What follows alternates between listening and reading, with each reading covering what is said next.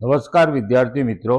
હવે આજે જે છે આપણે ધોરણ 9 અને ધોરણ 9નું સામાજિક વિજ્ઞાન જે છે એ સામાજિક વિજ્ઞાનનો આજે આપણે 15મું લેસન જે છે એની સ્ટડી કરીશું, એનો અભ્યાસ કરીશું. બહુ મજા આવશે તમને, રાઈટ? અને એ પાઠનું નામ શું છે? જળ પરિવાહ.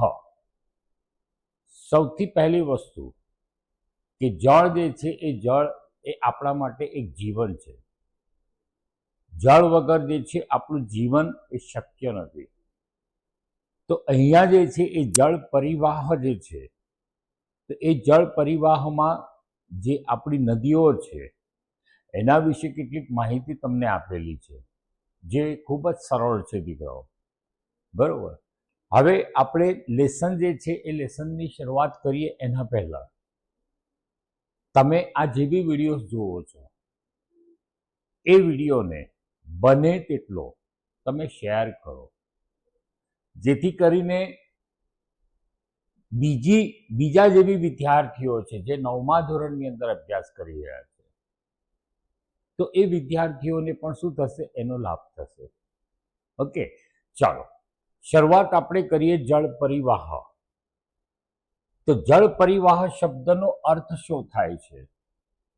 કે જળ પરિવાહ શબ્દ એ એક ક્ષેત્રની નદી તંત્રની વ્યવસ્થિત પ્રણાલી માટે વપરાય છે. કે એક નદી જે છે એ નદી જ્યાંથી નીકળતી હોય અને જે બી સમુદ્રને મળતી હોય, તો એ આખું એક તંત્ર જે છે એ તંત્રને આપણે શું કહીએ છીએ?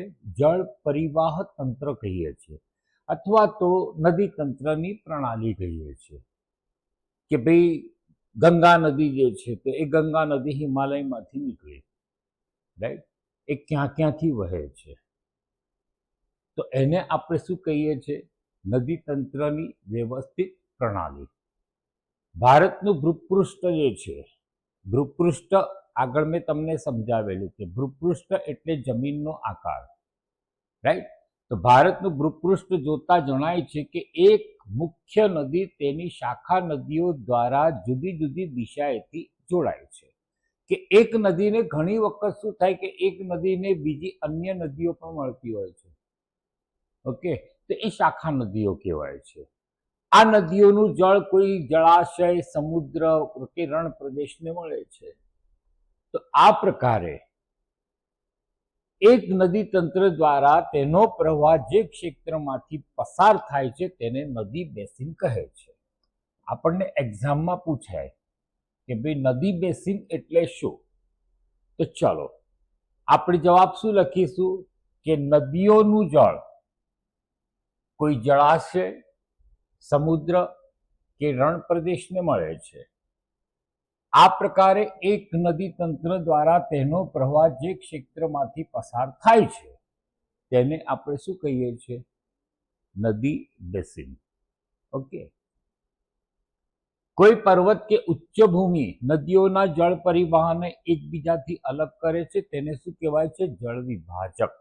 કે કોઈ નદી જે છે એ નદી વહેતી હોય દીકરાઓ, અને એ નદીના માર્ગની અંદર કોઈ અવરોધ આવે છે કે કોઈ પર્વત આવે છે, કઈ બી વસ્તુ આવી શકે, તો એનાથી શું થાય કે નદીઓનો જે પ્રવાહ જે છે એ પ્રવાહ આમ એક સળંગ નદી વહેતી હોય, વચ્ચે અવરોધ આવે છે, તો એનાથી નદીના બે ફાંટા પડી ગયા. તો એ ફાંટા પડે છે ને બેટા, એને શું કહેવાય છે? જળ વિભાજક. ક્લિયર? ઓકે, ચાલો આટલું જાણવું ગમશે એ બી આપણે જોવાનું હો બેટા, કે વિશ્વમાં સૌથી નદી બેસિન એમેઝોન નદીનો છે, અને ભારતમાં સૌથી નદી બેસિન, મોટો નદી બેસિન એ ગંગા નદીનો છે. આપણા દેશની અંદર સૌથી મોટી નદી કઈ છે? તો ગંગા નદી છે.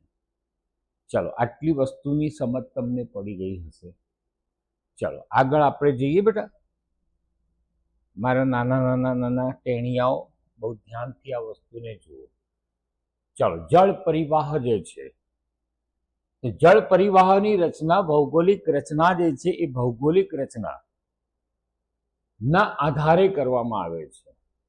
અને ભારતની જે નદીઓ છે એ નદીઓને બે ભાગમાં વહેંચવામાં આવે છે.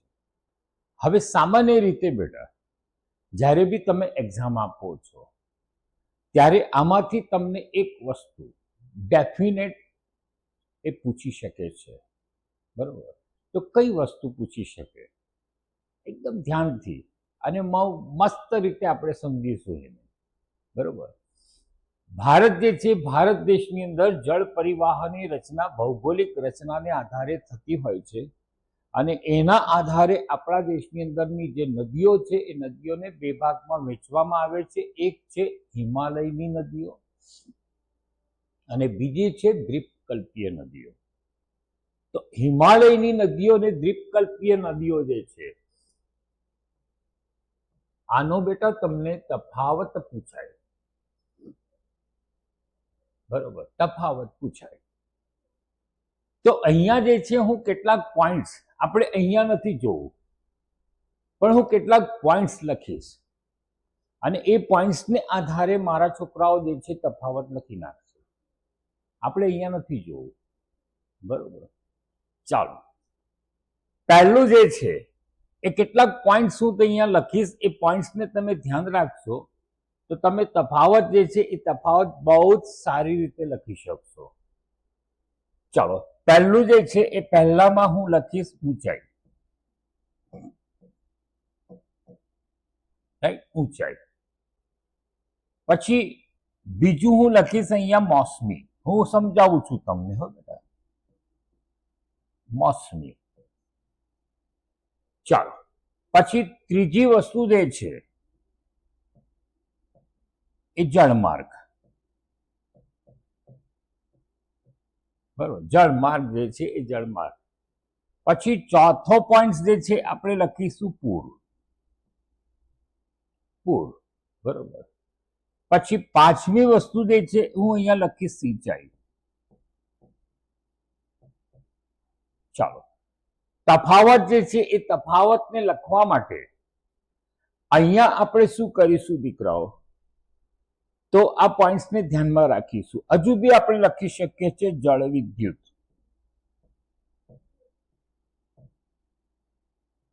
હવે આ વસ્તુને તમે ધ્યાન રાખશો તો તમે તફાવત જે છે એ તફાવત બહુ જ બિંદાસ લખી શકો છો. હવે સર કઈ રીતના લખવાનું આને? તો જો આપણે પહેલા જે છે હિમાલયની નદીઓ, હિમાલય જે છે હિમાલયની નદીઓ અને બીજું જે છે દ્વીપકલ્પીય નદીઓ.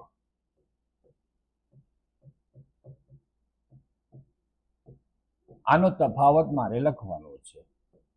ચાલો, એકદમ ધ્યાનથી આપણે લખીએ.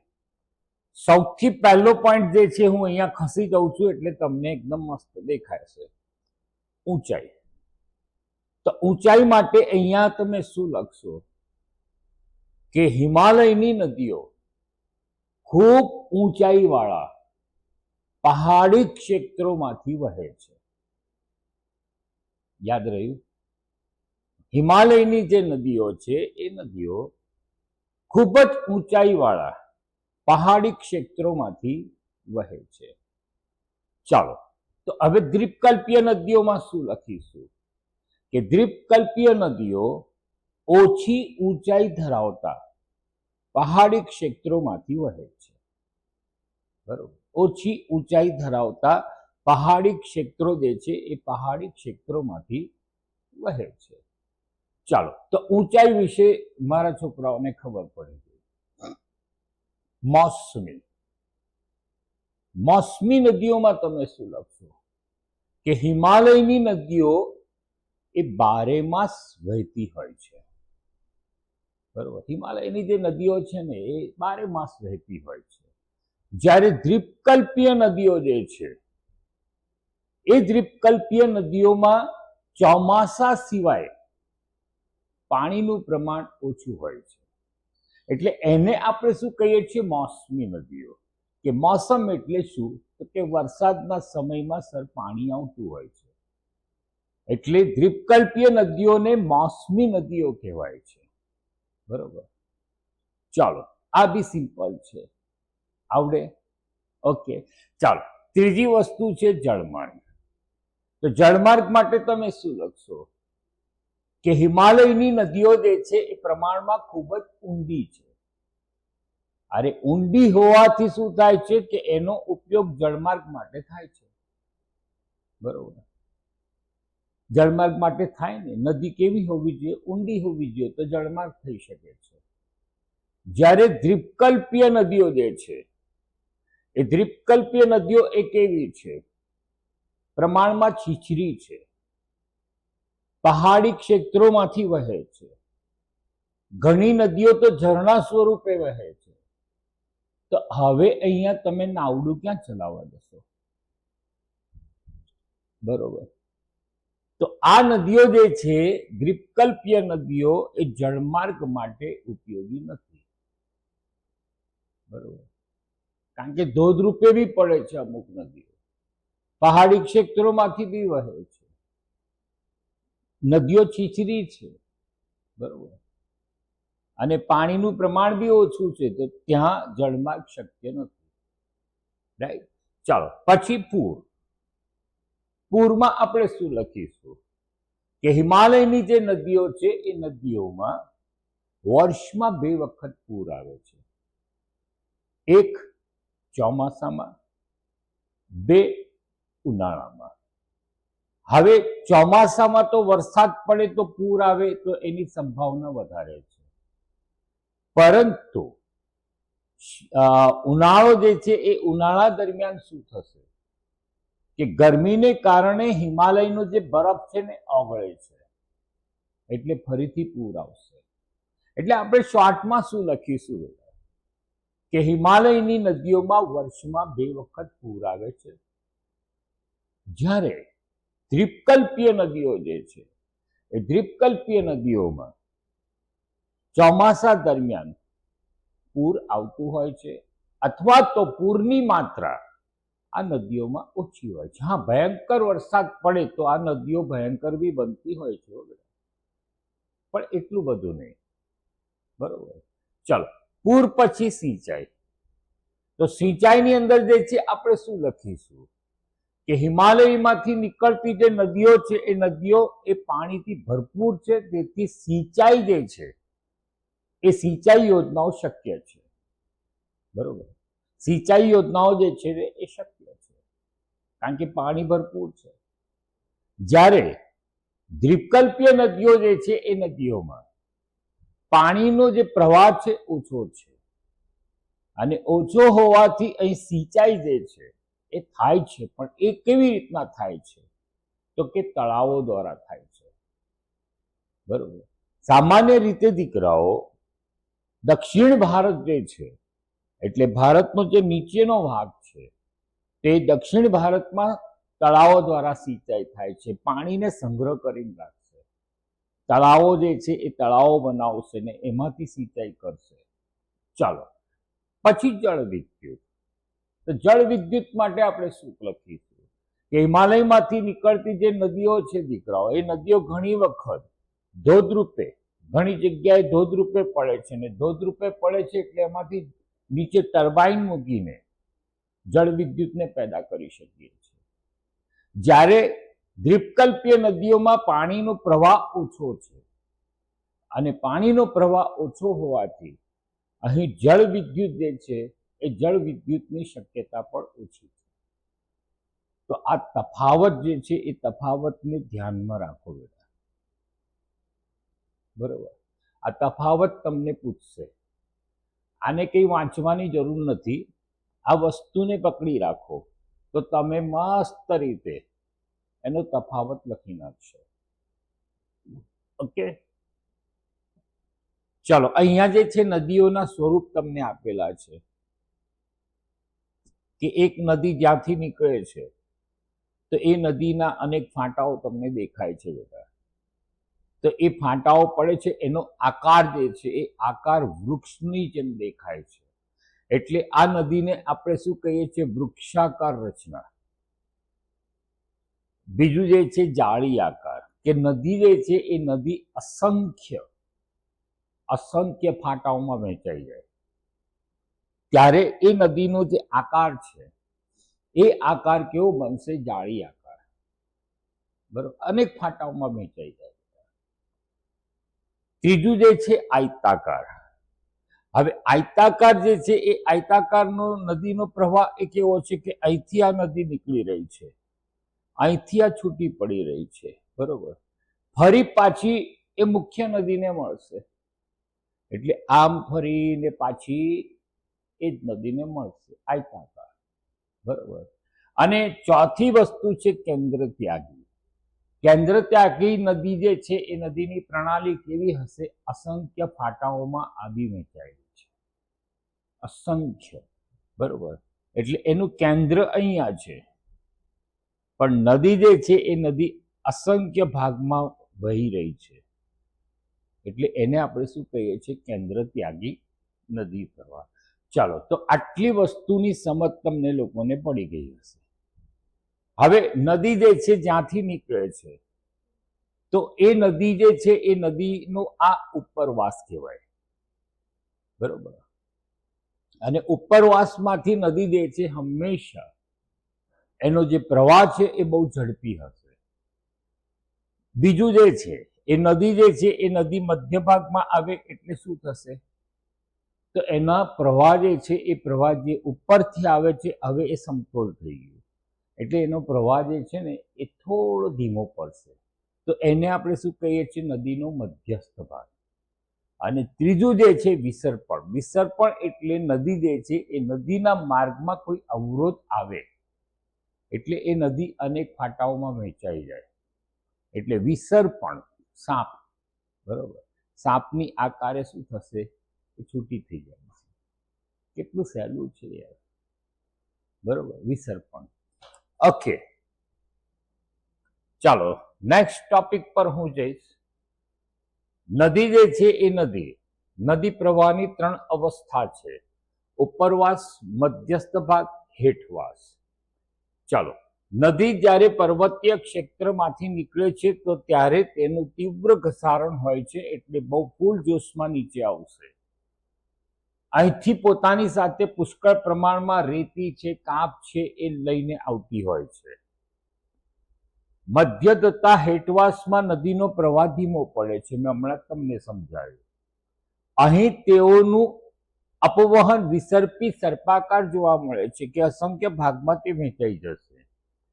નદીઓના વિસર્પણને કારણે તથા પૂરના પ્રભાવથી મેદાનોમાં ઘોડાની નાળ જેવા નાળ આકાર સરોવરો રચાય છે. ઘોડાની નાળ કેવી હોય છે? યુ, બરોબર. મુખ્ય પ્રદેશ આગળ નદી અનેક શાખાઓમાં વિભાજિત થાય છે અને કાળક્રમે આ વિભાજિત ભાગ ત્રિકોણ આકારના અતિશય રસાળ ફળદ્રુપ ભાગમાં રૂપાંતર થાય છે, જેને ડેલ્ટા પ્રદેશ કહે છે. રાઈટ, ડેલ્ટા પ્રદેશ હંમેશા આવો હોય છે,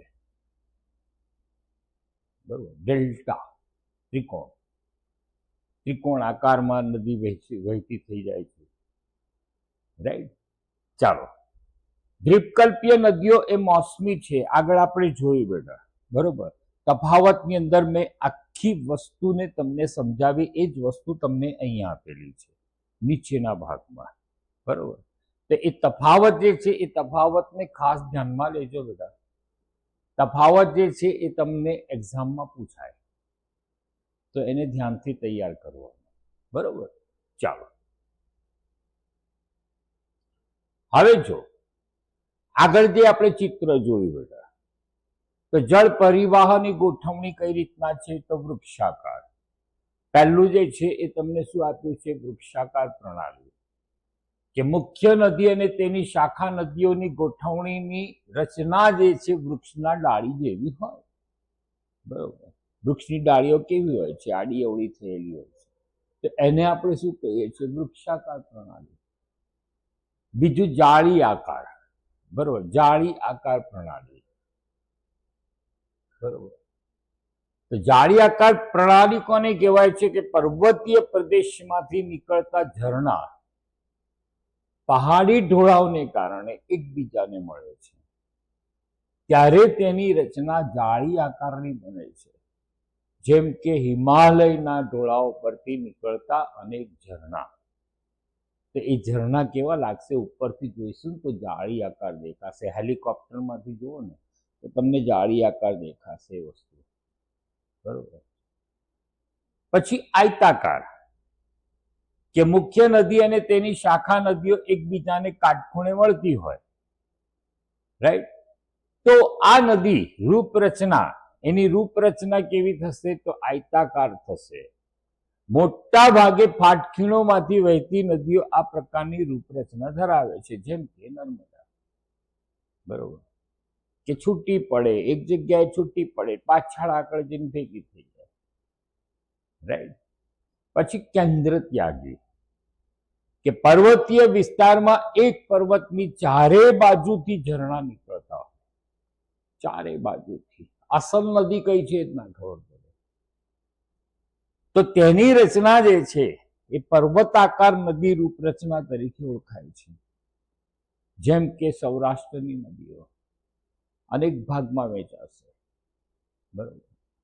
તો તેને આપણે શું કહીએ છીએ? પર્વતાકાર. ઓકે, કેટલું સહેલું છે યાર. તો આ એક્ઝામમાં બી આપણને પૂછાય, હો બેટા,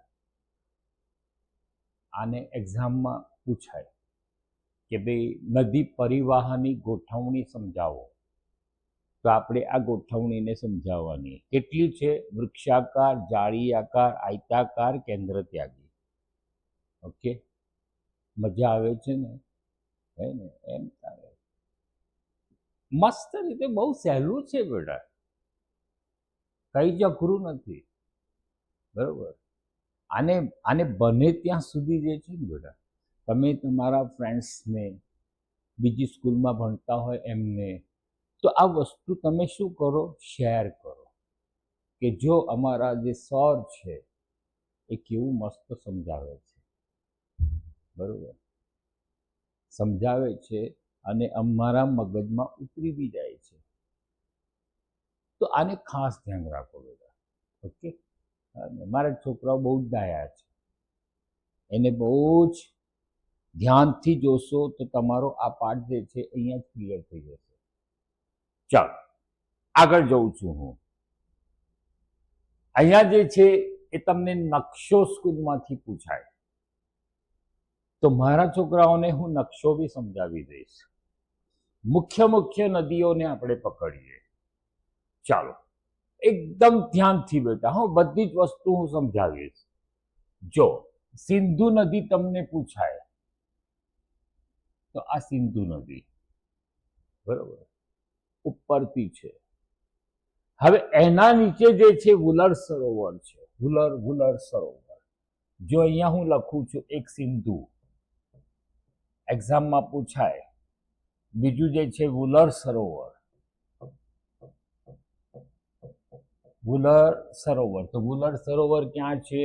આ રહ્યું બેટા, રાઈટ. ચાલો હવે પાછું નીચે આપણે ઉતરીએ. નીચે ઉતરીએ ત્યાં તમને પૂછ્યું ગંગા અને યમુના, ગંગા અને યમુના, બરોબર. એક્ઝામમાં નકશામાં પૂછ્યું તમને, તો ગંગા નદી ક્યાં છે બેટા? આ રહી. યમુના નદી ક્યાં છે? એના નીચે. ઓકે, જો એનું ઉદ્ગમ સ્થાન ક્યાં છે? આ રહ્યું. આ યમુના નદીનું ઉદ્ગમ સ્થાન છે, આ ગંગા નદીનું ઉદ્ગમ સ્થાન છે, રાઈટ. સતલુજ નદી, જો આ પૂછાય આપણને, તો સતલુજ નદી જે છે આ રહી, આમ આ સતલુજ. સાંભર સરોવર, બરોબર, સતલુજ, પછી સાંભર. સાંભર એ શું છે? ખારા પાણીનું સરોવર છે બેટા. તો આ સાંભર સરોવર ક્યાં આવ્યું? તો કે રાજસ્થાન, બરોબર, રાજસ્થાનમાં છે. ચાલો એના પછી આપણા ગુજરાતની નર્મદા નદી, બરોબર, પૂછાય નર્મદા. તો આ રહી ભાઈ, મારા છોકરાઓ ભૂલ ના કરે કોઈ દિવસ. ચાલો નર્મદા નદી છે, એના પછી ગોદાવરી નદી, રાઈટ. તમે બી આ વસ્તુને બહુ ધ્યાનથી જોજો બેટા. પછી કાવેરી નદી, રાઈટ, કાવેરી. પછી મહાનદી, બરોબર, મહાનદી. પછી કોલેરુ સરોવર, કોલેરુ સરોવર. અને મસ્ત અગત્યની નદી તમને પૂછાય બ્રહ્મપુત્ર. બરોબર. તો આ નદીઓ જે છે એ નદીઓને ખાસ ધ્યાનમાં રાખો, તો તમારો નકશો જે છે એ નકશો બી મસ્ત રીતે તમે કરી શકો છો. રાઈટ. ચાલો, જો એકદમ ધ્યાનથી જ્યારે બી તમે આ વસ્તુને જોતા હો તો દીકરાઓ ઘણા જ હોશિયાર છોકરાઓ હોય સ્ક્રીનશોટ લઈ લે. તો સ્ક્રીનશોટ લઈ લેશો તો તમને વધારે ખબર પડશે. બરોબર, સ્માર્ટ બનો. ચાલો આગળ જઉં છું હું. હવે જો અહીંયા જે છે દરેક નદી વિશે તમારે કંઈક લખવાનું છે. દરેક નદી વિશે સૌથી પહેલા આપણે શું કરીશું કે હિમાલયની નદીઓ વિશે ધ્યાનમાં લઈશું. હિમાલયની નદીઓ પછી દ્વીપકલ્પીય નદીઓને ધ્યાનમાં લઈશું. ચાલો, હિમાલયની જે નદીઓ છે એનું પહેલા તો આપણે ઉદ્ગમ સ્થાન પકડવાનું. બરોબર.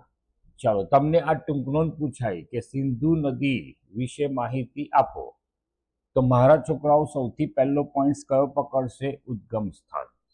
તો ઉદ્ગમ સ્થાન જે છે એટલે જ્યાંથી નદી નીકળે ને એને ઉદ્ગમ સ્થાન કહેવાય બેટા. રાઈટ. તો ચાલો, ઉદ્ગમ સ્થાન ક્યાં છે? તિબ્બતમાં આવેલ માનસરોવરની નજીક. રાઈટ. હવે આ નદી જે છે ક્યાં ક્યાંથી વહે છે? તો ચાલો આપણે શું લખીશું કે તે પશ્ચિમમાં વહી ઉત્તર પશ્ચિમ તરફ ગતિ કરે છે. પશ્ચિમમાં વહીને ઉત્તર પશ્ચિમ તરફ ગતિ કરે છે. બરોબર, ઉત્તર પશ્ચિમ તરફ ગતિ કરે છે. આમ તે લદાખ કેન્દ્ર શાસિત પ્રદેશના લેહ જિલ્લામાં પણ પ્રવેશ કરે છે. આ નદી જે છે એ નદીએ અનેક કોતરોનું નિર્માણ કરેલું છે. અનેક કોતરો બનાવેલા છે. કોતર તમને ખબર હશે, કોતરોનું નિર્માણ. ચાલો, પછી આ નદીને અન્ય કઈ કઈ નદીઓ મળે છે? તો ચાલો, આ નદીને જાસ્કર, બરોબર, નુબ્રા, શ્યોક, હુંજા આ નદીઓ મળે છે. બરોબર. બીજી વસ્તુ કે બાલ્ટિસ્તાન તથા ગિલગિટ ક્ષેત્રમાં વહીને અટક આગળ પર્વતીય ક્ષેત્રમાંથી બહાર નીકળે છે. સતલુજ, બિયાસ, રાવી, ચિનાબ, ઝેલમ તેની મળતી શાખા નદીઓ છે. બરોબર. તો સિંધુ નદીને મળનારી શાખા નદીઓ કઈ કઈ? બરોબર, આગળ મેં તમને નકશામાં બતાવ્યું. ચલો હું ફરીથી એક વખત કઈ તમને બતાવી દઈશ. આ શાખા નદીઓ છે બધી. This one. બરોબર. તો સિંધુ નદી જે છે એ સિંધુ નદીને કઈ કઈ શાખા નદીઓ જે છે એ મળે છે? તો અહીંયા તમને આપેલું છે કે સતલુજ છે, બિયાસ છે, રાવી છે, ચિનાબ છે, ઝેલમ. આ બધી નદીઓ જે છે એ મળે છે. તેને મળતી શાખા નદીઓ છે. આ નદીઓ જે છે પાકિસ્તાનના મિઠાનકોટ પાસે સિંધુ નદીને મળે છે. આ બધી જ નદીઓ સંયુક્ત પ્રવાહ દક્ષિણ તરફ જાય છે. દક્ષિણ તરફ નીચે ઉતરશે. દક્ષિણ તરફ નીચે ઉતરે એટલે અરબ સાગર આવે બેટા. રાઈટ. તો પાકિસ્તાનમાંથી થઈને અરબ સાગરને મળે છે. અને આ નદી મેદાની પ્રદેશમાં મંદ પ્રવાહે વહે છે. એકદમ ધીમો પ્રવાહ છે. અને આ નદી બેસિનનો ત્રીજો ભાગ ભારતના જમ્મુ કાશ્મીરના પર્વતીય ક્ષેત્રમાં આવેલો છે. જ્યારે આપણને આઝાદી જે છે એ આઝાદી મળી. ચાલો, આટલી વસ્તુ તમને ખબર પડી ગઈ. ક્યાંથી નીકળે છે, કઈ શાખા નદીઓ મળે છે. તો આ તમામ વસ્તુને જ્યારે બી તમે લખો અંડરલાઈન કરો. બરોબર. ચાલો, સિંધુ નદીની લંબાઈ કેટલી છે? તો 2900 કિલોમીટર. 2900 કિલોમીટર જે છે એની મસ્ત લંબાઈ છે. પછી 1960 જ્યારે ભારત દેશ આઝાદ થયો એના પછી 1960માં ભારત અને પાકિસ્તાન વચ્ચે સિંધુના નદીના પાણીનો વહેંચણીનો એક કરાર થયો, બરોબર, કે ભાઈ કોણ કેટલું પાણી વાપરશે, એ કરાર થયો. તો એ કરારમાં ભારત દેશ જે છે 20% જળનો ઉપયોગ કરી શકે છે, બરોબર, 20%. બાકીનો 80% જે છે પાકિસ્તાન ઉપયોગ કરે છે. સતલુજ, રાવી, બિયાસ જળના ઉપયોગથી આપણા દેશમાં પંજાબ, હરિયાણા, રાજસ્થાન, દક્ષિણ પશ્ચિમના ક્ષેત્રોમાં સિંચાઈ શક્ય બનેલી છે. કેટલું સહેલું છે બેટા. એક્ઝામની અંદર તમને સિંધુ નદી વિશે પૂછવામાં આવે તો લખતા આવડવું જોઈએ. ઉદ્ગમ સ્થાનથી શરૂઆત કરવાની, શાખા નદીઓ કઈ કઈ છે એ જોવાનું, કયા કયા ભાગમાંથી વહે છે એને લખવાનું, એની લંબાઈ જે છે એ લંબાઈ કેટલી છે, બરોબર. આ બધી પછી 1960ની અંદર જે છે ભારત પાકિસ્તાન વચ્ચે જે છે કરાર થયો પાણીના વહેંચણીનો, તેમાં ભારત દેશ કેટલો ઉપયોગ કરે છે એનો, રાઈટ.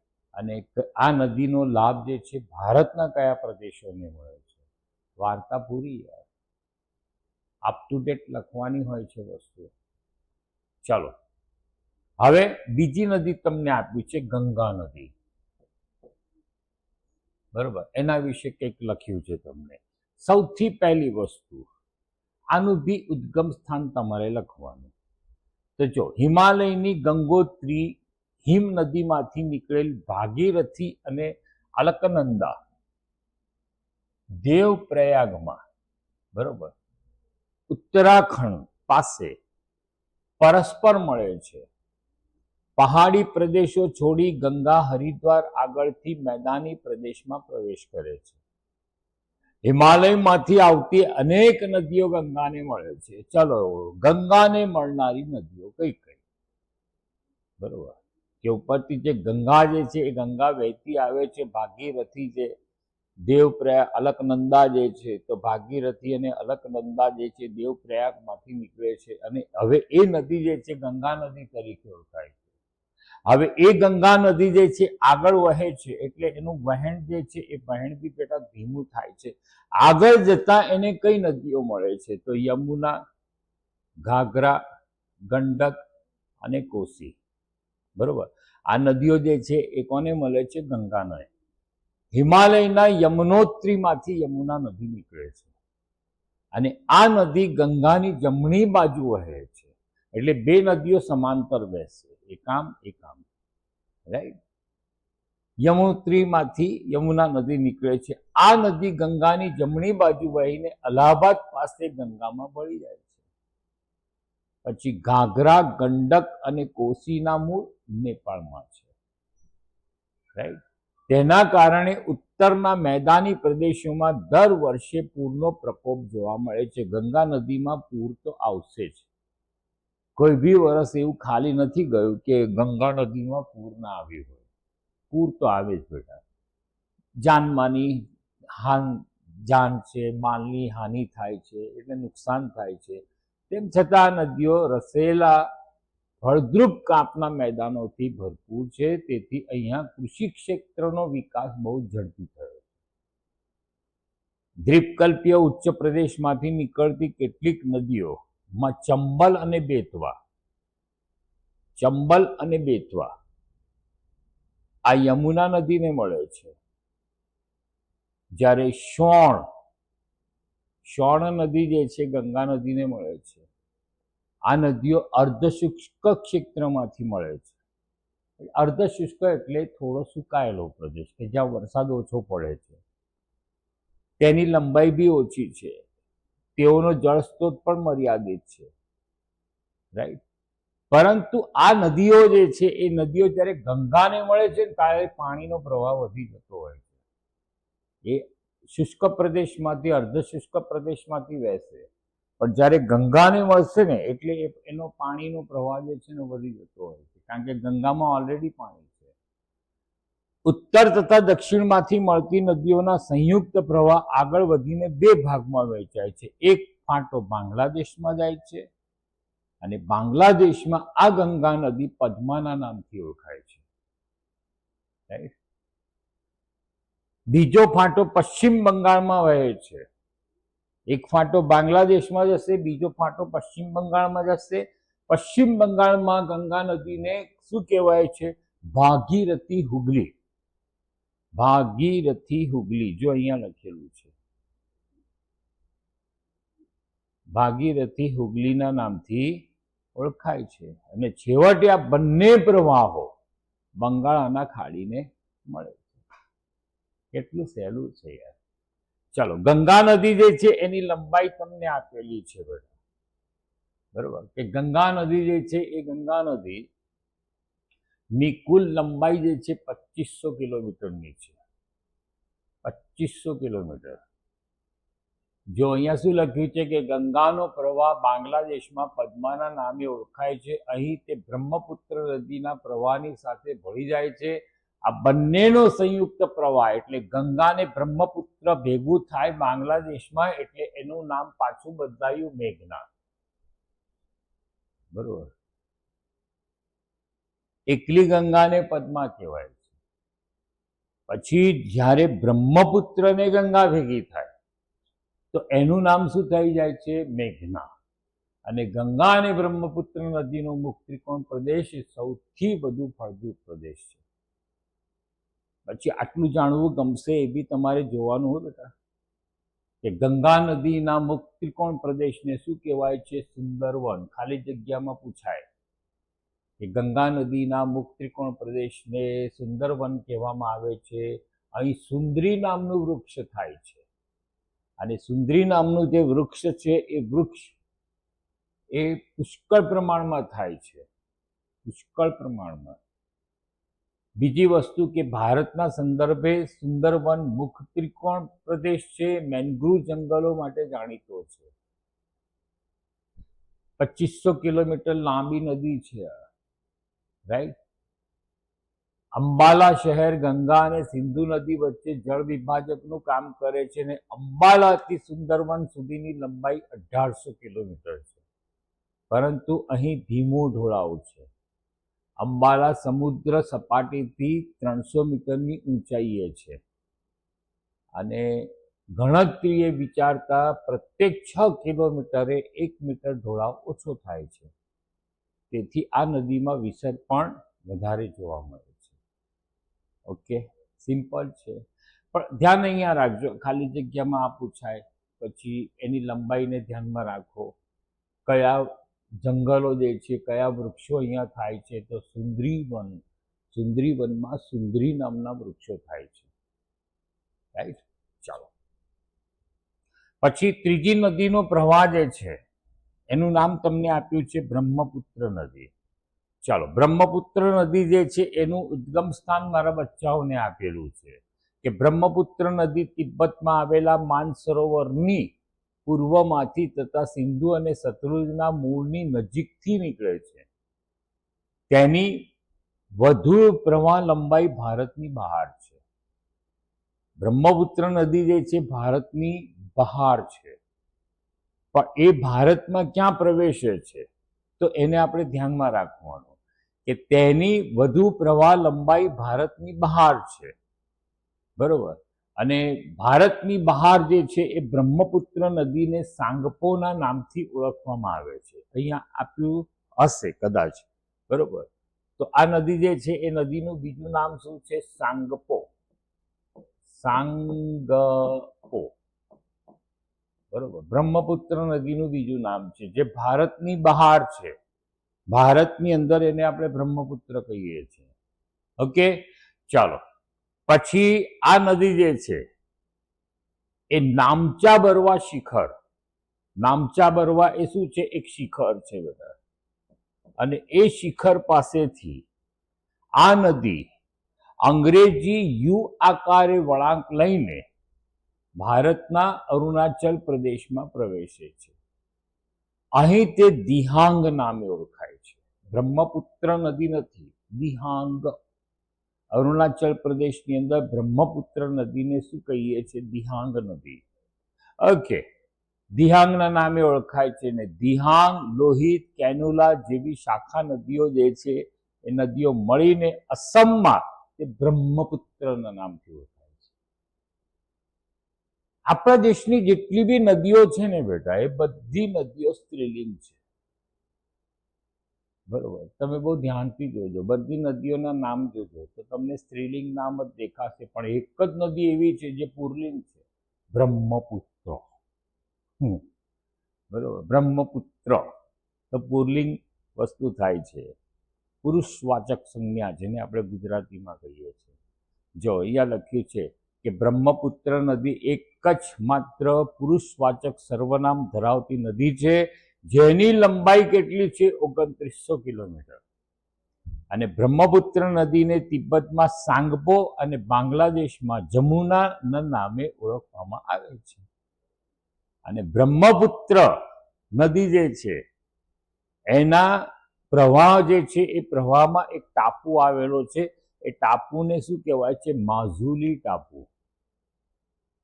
માઝુલી, બરોબર, વિશ્વમાં સૌથી મોટો છે.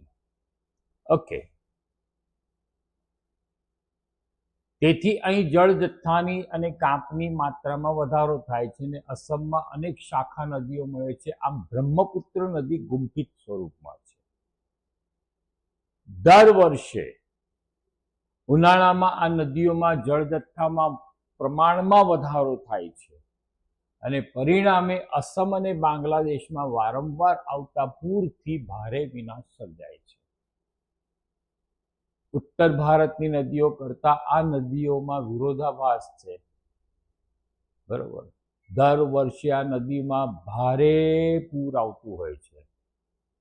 ચોમાસા દરમિયાન જે છે વરસાદને કારણે અહીં વધારે માત્રામાં નિક્ષેપ પણ થાય છે. આ નદીમાં રેતીના પ્રમાણમાં વધારો થવાથી શું થાય છે? તેની સપાટી ઊંચી આવતી જાય છે અને આ નદી વારંવાર પોતાનો માર્ગ પરિવર્તન કરે છે. તો અહીંયા આપણે શું કર્યું? બ્રહ્મપુત્ર નદી જે છે એ બ્રહ્મપુત્ર નદી વિશે તમે માહિતી આપી. સિમ્પલ છે ને? અઘરું લાગે છે? નહીં લાગતું, બરોબર. જો વિડીયોઝને જોવાનો છે, બરોબર, લાઈક શેર કરવાનું છે, બરોબર, ધ્યાનથી જોવાનું છે. અને આપણા જે બી ફ્રેન્ડ સર્કલ હોય એમને બી આ વસ્તુ બતાવવાની કે જુઓ, અમને તો ઘરે બેઠા બેઠા ટ્યુશન કરીએ છીએ ઓનલાઈન, બરોબર. અને મને ખબર છે બેટા કે આ બધા વિડીયોઝ જે છે એ વિડીયો અમારા ગામડાના જે છોકરાઓ છે સૌથી વધારે જોતા હોય છે, સૌથી વધારે જોશે. કારણ કે એમના પાસે જે છે ટ્યુશન ક્લાસીસ એટલા બધા નથી હોતા. તમે તો કદાચ ટ્યુશન ક્લાસમાં જતા હશો, રાઈટ? ગામડાના જે છોકરાઓ છે તો એ છોકરાઓ માટે આ વસ્તુ ઘણી ઉપયોગી બનતી હોય છે. આપણે બી શું કરવાનું? આને જોવાનું છે, બરોબર, અને એને લાઈક કરવાનું, શેર કરવાનું. આપણો જે બી ફ્રેન્ડ સર્કલ હોય એમાં બી આ વસ્તુને સ્પ્રેડ કરવાની, બરોબર. ચાલો, હવે આખો ટોપિક બદલાઈ ગયો. મેં તમને તફાવત સમજાવ્યો હિમાલયની નદીઓ ને દ્વીપકલ્પીય નદીઓ. તો દ્વીપકલ્પીય નદીઓ જે છે એ દ્વીપકલ્પીય નદીઓમાં કઈ કઈ નદીઓ આવે છે? સૌથી પહેલી વસ્તુ તો જો પશ્ચિમ ઘાટ દ્વીપકલ્પીય નદીઓનો મૂળ જળ વિભાજક ગણાય છે અને પશ્ચિમ ઘાટ દક્ષિણના ભારત પશ્ચિમ કિનારે દક્ષિણથી ઉત્તર દિશામાં છે. તો મહાનદી છે, ગોદાવરી છે, કૃષ્ણા છે, કાવેરી છે, એ દ્વીપકલ્પની મુખ્ય નદીઓ છે. દ્વીપકલ્પીય મુખ્ય નદીઓ જે છે એ મુખ્ય નદીઓ કઈ કઈ છે? તો મહાનદી, ગોદાવરી, કૃષ્ણા, કાવેરી, બરોબર. આ બધી નદીઓ કેવી છે બેટા? દ્વીપકલ્પીય નદીઓ છે. ઉપરાંત નર્મદા છે, તાપી છે, રાઈટ? આ બધી નદીઓને પણ આપણે શું કહીએ છીએ? દ્વીપકલ્પીય નદીઓ કહીએ છીએ. આ નદીઓએ અનેક ડેલ્ટા પ્રદેશ એટલે કે જેને મુક્ત ત્રિકોણ પ્રદેશ કહીએ છીએ, તો એ મુક્ત ત્રિકોણ પ્રદેશ બી બનાવેલા છે. હવે અહીંથી આપણને એક વસ્તુ ધ્યાનમાં રાખો બેટા કે દ્વીપકલ્પીય નદીઓ જે છે એ દ્વીપકલ્પીય નદીઓમાં સૌથી પહેલું તમને આપી છે નર્મદા નદી. ક્યાંથી નીકળે છે એને ખાસ ધ્યાન રાખવાનું. તો નર્મદા નદી જે છે, ઘણા જો વિદ્યાર્થીઓ કહેશે ગુજરાતમાંથી, તો નહીં બેટા, મધ્યપ્રદેશના અમરકંટક પાસેથી નીકળે છે. તે પશ્ચિમ બાજુએ એક ફાટકીણ થઈને વહે છે, એટલે ખીણમાંથી નીકળે છે, બરોબર. જબલપુર પાસે સંગે મરમરના ખડકાળ પ્રદેશમાંથી વહે છે અને અહીં ઢોળાવને કારણે તીવ્ર વેગથી વહે છે, જ્યાં ધુઆધાર નામના ધોધની રચના કરેલી છે. નર્મદા નદી જે છે, એ નર્મદા નદીએ જે ધોધ બનાવેલો છે એને ધુઆધાર ધોધ કહેવાય છે. આ નદીની શાખા નદીઓની લંબાઈ જે છે વધારે નથી. તો નર્મદા નદીની લંબાઈ કેટલી છે? 1312 કિલોમીટર. 1312 કિલોમીટર. આ નદીનો સૌથી મોટો, એટલે આ નદી સૌથી મોટી ક્યાંથી વહે છે? તો બે પ્રદેશો છે, એક મધ્યપ્રદેશ છે અને બીજું જે છે ગુજરાત છે. એક મધ્યપ્રદેશ અને બીજો ગુજરાત. ઓકે, કેટલું સિમ્પલ છે, આવડે? રાઈટ. ચાલો, એના પછી છે તાપી. ક્યાંથી નીકળે છે? સૌથી પહેલા તો ઉદ્ગમ સ્થાન એનું લખવાનું કે મધ્યપ્રદેશમાં સાતપુડાની ગિરિમાળાઓ છે અને તાપી નદી જે છે એ અહીંના બેતુલ જિલ્લામાંથી તાપી નદી નીકળે છે. એટલે ક્યાંથી નીકળી? તો બેતુલ જિલ્લામાંથી તાપી નદી નીકળે છે. તે નર્મદાના સમાંતર વહે છે, એક ફાટકીણ થઈને વહે છે ને અરબ સાગરને મળે છે. અરબ સાગર તથા પશ્ચિમ ઘાટની વચ્ચેનું કિનારાનું મેદાન સાંકડું છે. અહીં નદીઓની લંબાઈ ખૂબ જ ઓછી છે, બરોબર. તાપી નદી જે છે, એ તાપી નદીની કુલ લંબાઈ કેટલી છે? 724 કિલોમીટર. 724, બરોબર. 724 કિલોમીટરની લંબાઈ છે.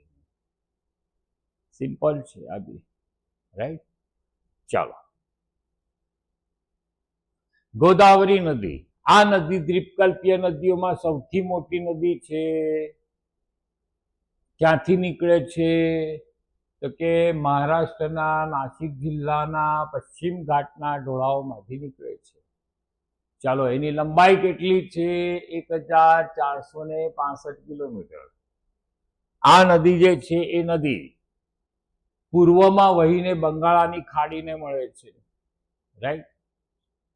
દ્વીપકલ્પીય નદીઓમાં સૌથી મોટી નદી આ છે, ગોદાવરી. આ નદી બેસિનનો 50% ભાગ ક્યાં છે? મહારાષ્ટ્રમાં છે. અને બાકીનો જે છે મધ્યપ્રદેશ અને આંધ્રપ્રદેશમાં ગોદાવરી નદીનો ભાગ પણ રહેલો છે, રાઈટ. ગોદાવરીને અનેક શાખાઓ નદી મળે છે. તો કઈ કઈ નદીઓ, શાખા નદીઓ મળશે? તો પૂર્ણા, વર્ધા, પ્રાણહિતા, માંજરા, વેનગંગા અને પેનગંગા. અને પ્રાહિંતા કહેવાય છે, પ્રાહિંતા,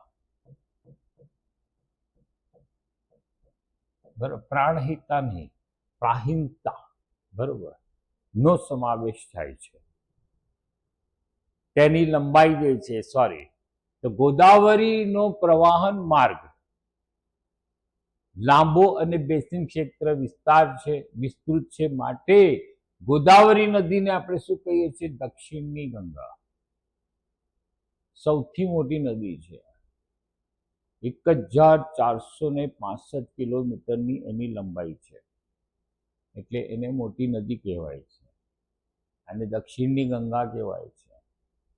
ચાલો, પછી છે મહાનદી. સિમ્પલ છે. તો મહાનદી જે છે એ મહાનદીનું ઉદ્ગમ સ્થાન ક્યાં છે? છત્તીસગઢના પહાડી ક્ષેત્રોમાં. ઓડિશામાંથી વહીને બંગાળાની ખાડીને મળે છે. તેની લંબાઈ કેટલી છે? 860 કિલોમીટર. અને આ નદીનું બેસિન ક્ષેત્ર સૌથી વધારે ક્યાં છે? છત્તીસગઢ, ઝારખંડ અને ઓડિશામાં. સિમ્પલ. ચાલો, પછી કૃષ્ણા નદી. કૃષ્ણા નદી, તો કૃષ્ણા નદી ક્યાંથી નીકળે છે બેટા? તો તો મહારાષ્ટ્રના પશ્ચિમ ઘાટના મહાબળેશ્વરમાંથી નીકળે છે, બરોબર. તે લગભગ 1400 કિલોમીટર લંબાઈ ધરાવે છે અને તેની શાખા નદીઓ કઈ કઈ છે, એટલે એને મળનારી નદીઓ કઈ કઈ છે? તો તુંગભદ્રા, કોયના, ઘાટપ્રભા, મૂસી અને ભીમા. આ ખાસ ધ્યાન રાખવાનું હોય. અને તેનું બેસિંગ ક્ષેત્ર મહારાષ્ટ્ર, કર્ણાટક અને આંધ્રપ્રદેશમાં છે. મહારાષ્ટ્ર, કર્ણાટક, આંધ્રપ્રદેશ. ચાલો, એના પછી છે કાવેરી. કાવેરી જે છે એ કાવેરી નદી પશ્ચિમ ઘાટની બ્રહ્મગીરી પર્વતમાંથી નીકળે છે.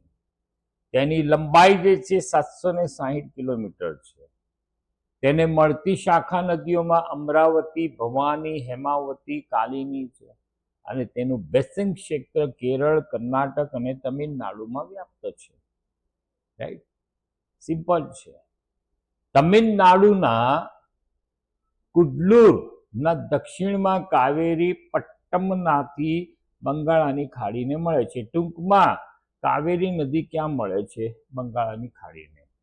અને આ સિવાયના અન્ય નાની નદીઓમાં જે પૂર્વ તરફ વહીને બંગાળાની ખાડીને મળે છે તેમાં દામોદર છે, બ્રાહ્મણી છે, વૈતરણી છે, સુવર્ણરેખા છે વગેરેનો સમાવેશ થાય છે. ચાલો, નેક્સ્ટ વન. આટલું જાણવું ગમશે તો એ બી ખાસ ધ્યાન રાખવાનું, કારણ કે અહીંથી બી ઘણી વખત પ્રશ્નો પૂછાતા હોય છે કે પૃથ્વી સપાટી પર આશરે 71% જલાવરણ છે, તેમાંથી 97% જળ ખારું છે, માત્ર 3% જળ પેયજળ તરીકે વપરાય છે અને તેનો ચોથો ભાગ બરફના સ્વરૂપમાં છે. ચાલો, ક્લિયર? આ ખાસ ધ્યાન રાખવાનું હો, ખાલી જગ્યામાં પૂછાતું હોય છે. સરસ. હવે નદીઓ પરથી આપણે જઈશું સરોવરમાં. તો સરોવરો જે છે, તો સૌથી પહેલી વસ્તુ તો જ્યારે બી તમે આ વસ્તુને મોઢે કરો બેટા, તો તમારે ધ્યાન શું રાખવાનું કે આપણા દેશની અંદર આવેલા જે સરોવરો છે તો એ બે છે, બે પ્રકારના છે. બે પ્રકારમાં એક છે મીઠા પાણીના અને બીજો જે છે એને આપણે શું કહીએ છીએ? ખારા પાણીના. બે પ્રકારના સ્વરૂપો સરોવરો જે છે જોવા મળે છે. જો ભારતમાં અનેક નાના મોટા સરોવરો આવેલા છે. મીઠા પાણીના સરોવરો સૌથી વધારે તમને ક્યાં જોવા મળશે? હિમાલયના પહાડી વિસ્તારોમાં. મોટા ભાગના સરોવરોમાં ચોમાસા દરમિયાન પાણી હોય છે અને શુષ્ક ક્ષેત્ર અંતઃસ્થળીય નદીઓ વડે હિમાલયના ક્ષેત્રોમાં સરોવરોની રચના હિમ નદીથી બનેલી છે. કેટલાક સરોવરો પવન, નદીઓ, માનવ પ્રવૃત્તિને કારણે બી રચાયેલા છે, બરોબર. હા, માનવીએ જે છે એ માનવીએ બી શું કરેલા છે? સરોવરો બનાવેલા છે. એને આપણે શું કહીએ છીએ? કૃત્રિમ સરોવર કહીએ છીએ. કૃત્રિમ એટલે આ બધા જે સરોવરો છે એ સરોવર કેવા છે? બધા માનવીએ બનાવેલા છે. કે બી દાખલા તરીકે આપણે જોઈએ સરદાર સરોવર, તો એ સરદાર સરોવર જે છે એ કુદરતી નથી, આપણે બનાવેલું છે, બરોબર. તો ચલો, વિસર્પી નદીઓમાં પૂરના પ્રકોપના કારણે ઘોડાની નાળ જેવા સરોવરો જે છે એ બી રચાય છે. સમુદ્રના ભરતીના કારણે, સમુદ્રમાં ભરતી આવે ને એ વખતે પાણી જે છે કોઈ જગ્યા પર ભરાઈ ગયું તો ત્યાં સરોવરની રચના થાય છે. પણ સામાન્ય રીતે બેટા આ સરોવર સમુદ્રના પાણીથી બનેલા છે એટલે ખારા સરોવરો છે. એને ખારા પાણીના સરોવર. તો ખારા પાણીના સરોવરો કયા કયા છે? તો ચિલ્કા, કોલેરુ, પુલિકટ આ પ્રકારના સરોવરોનું ઉત્તમ ઉદાહરણ છે. અને રાજસ્થાનની અંદર સૌથી મોટું સરોવર છે સાંભર સરોવર, જે ખારા પાણીનું છે, જેમાંથી મીઠું પકવવામાં આવે છે. મીઠા પાણીના સરોવરો હિમાલયના ક્ષેત્રમાં છે, જે હિમ નદી દ્વારા નિર્માણ થયેલા છે. હિમ નદીના ગર્તમાં પાણી ભરાવાથી આ સરોવરો રચાયા છે કે જ્યારે બરફ ઓગળે અને એ ઓગળેલો બરફ જે છે કોઈ જગ્યા ઉપર કે કોઈ ગર્ત કે કોઈ ખાડો છે એમાં એ મોટો હોય હો બેટા, એમાં ભરાઈ ગયું એ પાણી, સરોવરની રચના થઈ ગઈ. હવે એ પાણી કેવું હશે? તો મીઠું પાણી હશે. બરોબર. તો હિમ નદીનો બરફ પીગળી જતા અહીંયા સરોવરો બને છે. કાશ્મીરનું વલર સરોવર ભૂગર્ભીય ક્રિયાઓ દ્વારા રચાયેલું છે. આ ઉપરાંત દાલ સરોવર, ભીમતાલ, નૈનીતાલ, લોકતાલ, બડાપાની વગેરે સરોવરો આ ક્ષેત્રમાં જોવા મળે છે. કેટલું સિમ્પલ છે, બરોબર, સિમ્પલ છે એકદમ, કઈ જ અઘરું નથી બેટા. હવે સરોવરો જે છે એ સરોવરોમાં આપણે એની ઉપયોગિતા લખવાની છે કે સરોવરો માનવીને અનેક રીતે ઉપયોગી છે. કેટલીક નદીઓ સરોવરોમાંથી પણ ઉદ્ભવે છે. જ્યાં વધુ વરસાદ પડે છે તેવા ક્ષેત્રોમાં આવેલા સરોવરોમાં વધારે પ્રમાણમાં જળ સંચિત કરી શકાય છે અને સંચિત કરેલા જળનો ઉપયોગ સિંચાઈ માટે બી થાય છે, રાઈટ, અન્ય ઉપયોગ માટે બી થાય છે. અને સરોવરમાં સંગ્રહ કરેલા પાણીનો ઉપયોગ દુષ્કાળ સમયે થાય છે. જ્યારે પાણીની અછત પડે ને, સરોવરના પાણીનો ઉપયોગ થાય છે. માનવી દ્વારા પણ નિર્મિત નદી પર બંધાયેલા બંધો, તેને અંતર્ગત કેટલાક સરોવરો જળ વિદ્યુત માટે બી ઉપયોગી છે. ઘણા સરોવરો તો કુદરતી સૌંદર્યમાં વધારો કરે છે અને પરિણામે આવા સરોવરો સહેલગાહ તરીકે અથવા તો પ્રવાસન પ્રવૃત્તિ માટે બી ઘણા આકર્ષક બનેલા છે. ઘણા સરોવરોમાંથી આપણે માછલા જે છે એટલે કે મત્સ્ય પ્રવૃત્તિ પણ કરતા હોઈએ છીએ. તો આમાં સરોવર જે છે ને એ સરોવરની મારા છોકરાઓએ ઉપયોગિતા લખવાની છે, બરોબર, ઉપયોગિતા લખવાની છે. તો એમાંથી કેટલાક પોઈન્ટ્સ જે છે એ પોઈન્ટ્સને આપણે ખેંચી નાખવાના. તો સરોવરનો સૌથી પહેલો ઉપયોગ ક્યાં થાય છે? તો સિંચાઈ. આને પકડો, બરોબર. પછી દુષ્કાળ સમય જે છે પાણીનો ઉપયોગ જે છે એ પાણીનો ઉપયોગ દુષ્કાળ સમયે આપણે કરી શકતા હોઈએ છીએ. ચાલો, પછી માનવ નિર્મિત કેટલાક સરોવરો જે છે તે સરોવરોમાંથી તમે શું ઉત્પન્ન કરી શકો છો? તો જળ વિદ્યુત. જળ વિદ્યુતને ઉત્પન્ન કરી શકો છો. ઘણા સરોવરો જે છે કુદરતી સૌંદર્યમાં વધારો કરે છે. સરોવરો જે છે એ સરોવરો સહેલગાહ તરીકે એટલે કે પ્રવાસન સ્થળો તરીકે બી ઓળખાય છે. એટલે લોકો ત્યાં ફરવા બી જાય છે, બરોબર, જાય છે કે નહીં? આપણે સરદાર સરોવરને જોવા માટે જતા હોઈએ છીએ. હા, તો એ સરોવરની શું થઈ બેટા? ઉપયોગિતા થઈ. ચાલો, કેટલું સહેલું છે. ચાલો, પછી નદીઓ જે છે એ નદીઓનું આર્થિક મહત્વ શું છે? તો માનવ ઇતિહાસમાં નદીઓનું સૌથી મહત્વ સ્થાન આપવામાં આવેલું છે. પાણી કુદરતી સંસાધન છે, તે માનવીની ઘણી બધી પ્રવૃત્તિઓ માટે અનિવાર્ય છે. તેણે માનવીની પ્રાથમિક જરૂરિયાતો સંતોષી છે. ખેતી અને ઉદ્યોગોનો વિકાસ એ નદીઓથી થાય છે બેટા. ઉદ્યોગોનો વિકાસ બી નદીઓથી થાય છે, કારણ કે ઉદ્યોગોને પાણીની જરૂરિયાત પડતી હોય છે. પ્રાચીન સંસ્કૃતિઓ પણ નદીઓને આભારી છે. મોટાભાગના શહેરો નદી કિનારે વિકાસ થાય છે, જેમ કે દિલ્હી છે, કલકત્તા છે, અમદાવાદ છે, ભરૂચ છે, સુરત છે. આ બધા શું છે? નદી કિનારે વિકસેલા શહેરો છે બેટા.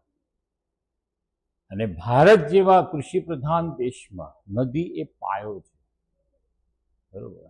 એ નદી વગર જે છે આપણે પાણી પીવા માટે બી ના મળે, સિંચાઈ માટે બી ના મળે, જળ વિદ્યુત બી ના થઈ શકે, નૌકા વિહાર બી.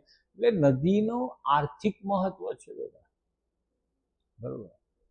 એ ઘણું બધું આર્થિક મહત્વ છે.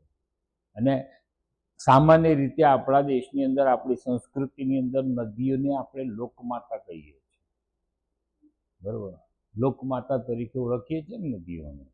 એ ગંગા જે છે એ ગંગાને ગંગા મૈયા કહીએ છીએ, નર્મદા મૈયા કહીએ છીએ. મૈયા એટલે માતા થાય, બરોબર. ચાલો, હવે નદીઓમાં પ્રદૂષણ. કે નદીના પાણીનો ઉપયોગ ઘરેલું, કૃષિ, ઔદ્યોગિક ઉત્પાદનમાં વધુ પડતો ઉપયોગ થાય છે. આપણે નદીઓને લોકમાતા કહીએ છીએ, પવિત્ર ગણીએ છીએ. અને નદીઓમાં આપણે શું કરીએ છીએ? ઉદ્યોગોનું મલિન જળ છોડી દઈએ છીએ. તેથી નદી શું થાય છે? પ્રદૂષિત થાય છે. શહેરોના ગટરના પાણી જે છે નદીઓમાં ઠલવાય છે. ઉપરાંત શહેરોનો કચરો પણ નદીના પાણીમાં નાખીએ છીએ. તો પરિણામે માનવી જેને લોકમાતા કહે છે એ જ પાણીને શું કરે છે? પ્રદૂષિત બી કરે છે. બરાબર? કેટલું સિમ્પલ છે બેટા, કશું અઘરું જ નથી. ઔદ્યોગિકરણ ને શહેરીકરણના કારણે જળ પ્રદૂષણમાં વધારો થયો છે. ઉદ્યોગોનો વિકાસ થયો, શહેરોનો વિકાસ થયો, તો એના ગટરોના પાણી ક્યાં જશે? તો કે નદીઓમાં જશે. પ્રદૂષણ આપણી રાષ્ટ્રીય સમસ્યા બની ગઈ છે. અને નદીના પાણીને દૂષિત થતું અટકાવવા સરકાર હાલમાં વિશેષ પ્રકારના પ્રયાસો કરે છે કે ગંગા નદી જે છે એ ગંગા નદીને સ્વચ્છ કરવા માટે હજારો રૂપિયાનો આપણે શું કહીએ છીએ? ખર્ચો કરીએ છીએ. બધા કરોડો રૂપિયાનો ખર્ચો થાય છે એની પાસે. કેમ? તો કે નદીને સ્વચ્છ બનાવો. રાઈટ? ચાલો, હવે અહીંયાથી જલ પ્રદૂષણને અટકાવવાના ઉપાયો શું છે? તો જલ પ્રદૂષણને અટકાવવા માટે સૌથી પહેલા તો કડક નિયમોનું પાલન કરવું જોઈએ. રાઈટ? પછી રાષ્ટ્રીય નદી જલ સંરક્ષણ યોજના જે છે દ્વારા જળ શુદ્ધિકરણના કાર્યક્રમો અમલ કરવા જોઈએ. પછી ત્રીજી વસ્તુ, ઔદ્યોગિક એકમો જે છે એ પ્રદૂષિત પાણી નદીઓમાં છોડે છે એના માટે કડક નિયમો બનાવવા જોઈએ. પછી ઔદ્યોગિક એકમોએ પોતાના ઉદ્યોગો દ્વારા છોડવામાં આવેલા પાણી, રાસાયણિક જળમાં રહેલા હાનિકારક તત્વોને દૂર કરીને પછી છોડવા જોઈએ. અને દરેક નાગરિકે નદી સ્વચ્છ રહે એના માટે એ જાગૃત રહેશે, નદીઓમાં કચરો નહીં નાખે. બરોબર? તો એનાથી નદીનું જે પ્રદૂષણ છે એ પ્રદૂષણને તમે અટકાવી શકો છો. હવે ઘણી વખત એક્ઝામની અંદર તમને પૂછાય NRCPનું પૂરું નામ આપો, તો નેશનલ રિવર કન્ઝર્વેશન પ્રોજેક્ટ. બરોબર? અને ગંગા નદીના શુદ્ધિકરણના બીજા તબક્કામાં રાષ્ટ્રીય નદી સંરક્ષણ યોજના દાખલ કરવામાં આવેલી છે. તો અહીંયા જે છે આપણે આ લેસનને પૂરો કરીએ છીએ દીકરાઓ. ખાસ કરીને સ્વાધ્યાય જે છે એ સ્વાધ્યાયને ધ્યાનમાં લેવાનું, સ્વાધ્યાયને પૂરું કરવાનું, સ્વાધ્યાયને એક વખત નોટબુકમાં લખી નાખવાનું. તો તમારી વસ્તુ જે છે એકદમ પાક્કી થઈ જશે. રાઈટ? હવે આપણે નેક્સ્ટ સેશનની અંદર હું કોઈ નવો પાઠ લઈશ અને એ પાઠને પણ તમારે શું કરવાનું? લાઈક, સબસ્ક્રાઈબ કરવાનું. બરાબર? કરશો ને બેટા? કરશો ને? તો એની સાથે હું રજા લઉં છું. તો નેક્સ્ટ સેશનમાં હું નવો લેસન લઈશ. બરાબર? એને બી તમે ધ્યાનથી જોજો, તમારા મિત્રને એ વસ્તુ બતાવજો, તો ખરેખર તમને બહુ જ મજા આવશે. કોઈનું બી ભલું કરો. ઓકે? એની સાથે હું રજા લઉં છું. જય શ્રી કૃષ્ણ. રાઈટ? જય શ્રી રામ, જય શ્રી કૃષ્ણ.